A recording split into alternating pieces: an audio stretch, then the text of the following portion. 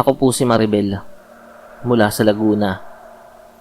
Hindi ko po alam kung paano ko sisimulan ang kwento ko. Dahil hanggang ngayon, naiiyak at kinikilabutan pa rin ako kapag naaalala ko yon.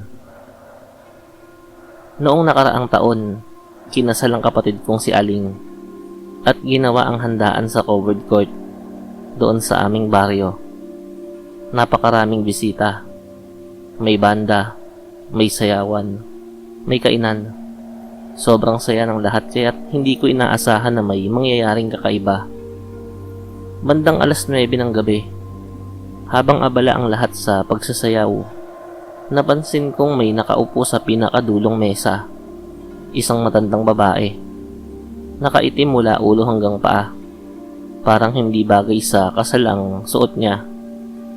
Hindi ko siya kilala at alam kong halos lahat ng bisita ay kamag-anak o malapit na kaibigan namin. Tahimik lang siya ron, nakatingin sa mga tao, hindi sumasama sa tawanan. Pinagsilbihan siya ng pamangkin kong babae ng pagkain.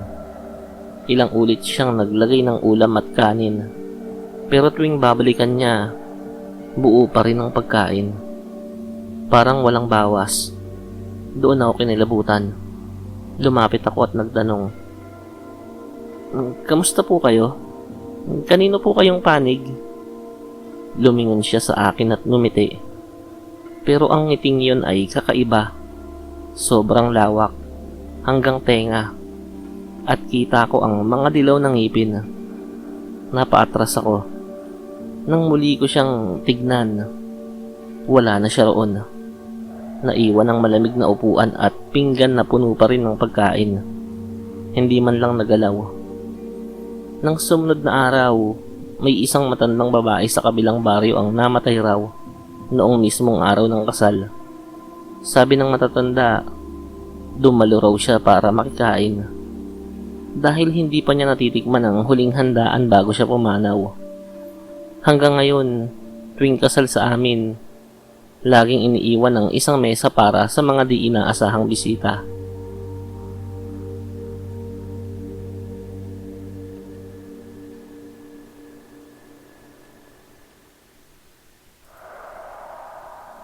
Ang kwento kong ito ay nangyari noong ika-18 na kaarawan ng kuya ko. Sobrang saya noon.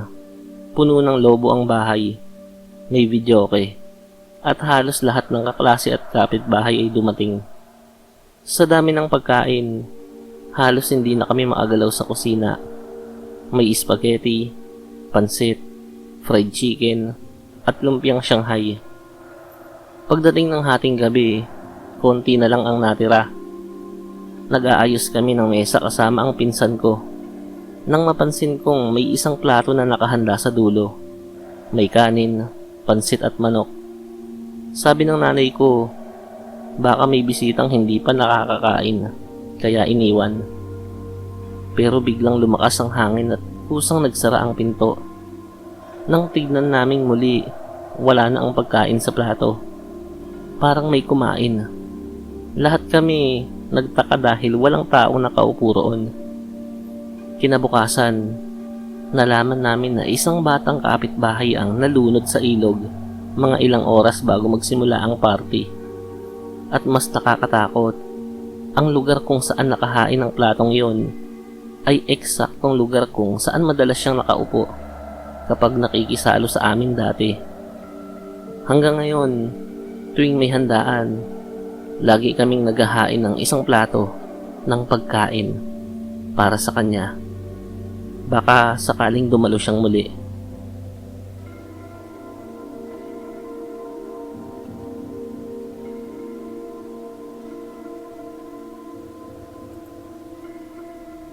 Ako po si Rolly, mula sa Quezon Province. Noong nakaraang taon, naganap ito sa mismong araw ng fiesta sa aming baryo. Sobrang enggrande ng handaan. Bawat bahay may handa, at kahit sinong dumaan ay iniimbitahan. Bandang hapon, nag-umpisa na ang inuman at kantahan. Habang nakaupo ako sa harap ng lamesa, napansin ko ang isang lalaking nakaputing damit. Gustugusin at parang gutom na gutom. Nasa sulok lang siya, tahimik na kumakain. Wala namang kakaiba sa kanya, pero habang tumatagal, napansin kong siya'y nakatitig sa akin ng diretso, hindi kumukurap.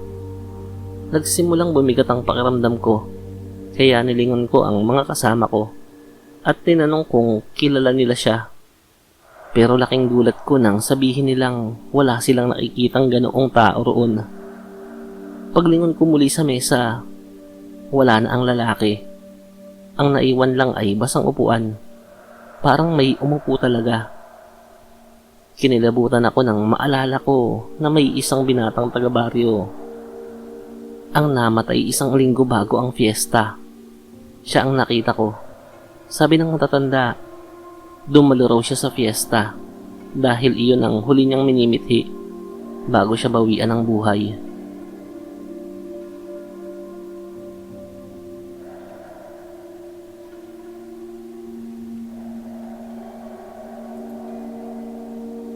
Ako po si Rowena, mula sa Rizal.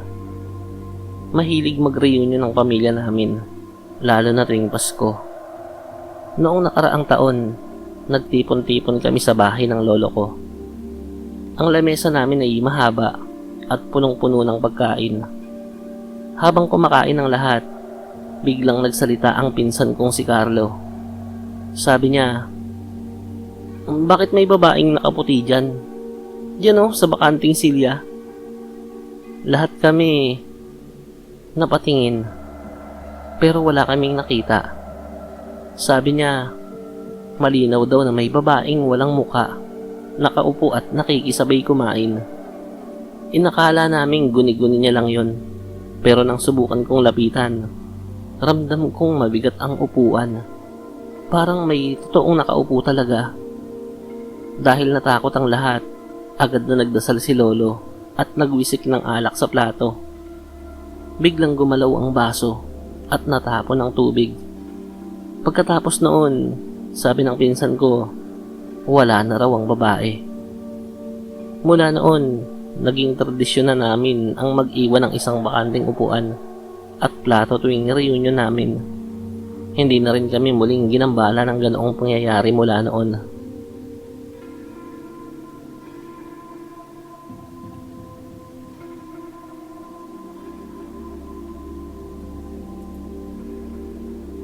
Ako po si Vicente, mula sa Batangas.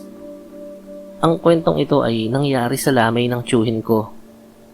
Alam naman natin na tuwing lamay, laging may handaan para sa mga nakikiramay.